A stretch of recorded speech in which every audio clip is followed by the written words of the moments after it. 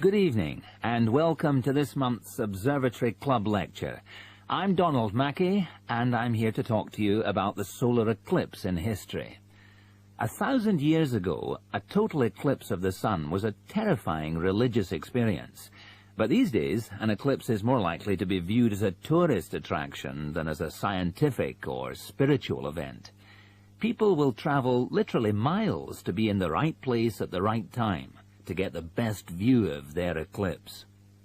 Well, what exactly causes a solar eclipse when the world goes dark for a few minutes in the middle of the day? Scientifically speaking, the dark spot itself is easy to explain. It's the shadow of the moon streaking across the Earth. This happens every year or two, each time along a different, and to all intents and purposes, a seemingly random piece of the globe. In the past, people often interpreted an eclipse as a danger signal heralding disaster, and in fact the Chinese were so disturbed by these events that they included among their gods one whose job it was to prevent eclipses. But whether or not you're superstitious or take a purely scientific view, our earthly eclipses are special in three ways. Firstly, there can be no doubt that they're very beautiful. It's as if a deep blue curtain had fallen over the daytime sky as the sun becomes a black void surrounded by the glow of its outer atmosphere. But beyond this, total eclipses possess a second, more compelling beauty in the eyes of us scientists, for they offer a unique opportunity for research. Only during an eclipse can we study the corona and other dim things that are normally lost in the sun's glare. And thirdly, they are rare.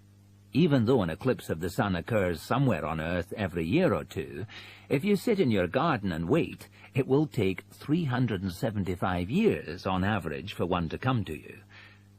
If the moon were any larger, eclipses would become a monthly bore. If it were smaller, they simply would not be possible. The ancient Babylonian priests, who spent a fair bit of time staring at the sky, had already noted that there was an 18-year pattern in their occurrence, but they didn't have the mathematics to predict an eclipse accurately.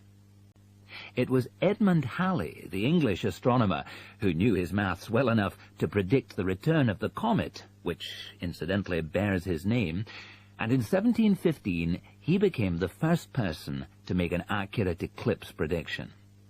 This brought eclipses firmly into the scientific domain, and they've since allowed a number of important scientific discoveries to be made.